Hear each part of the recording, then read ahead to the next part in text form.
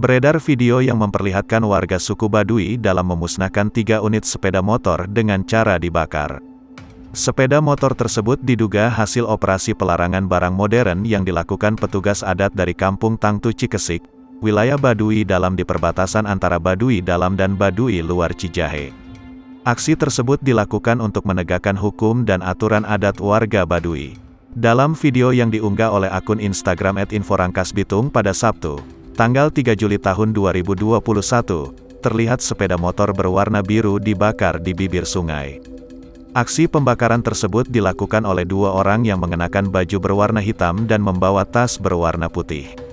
Setelah selesai membakar seluruh sepeda motor, keduanya lantas pergi.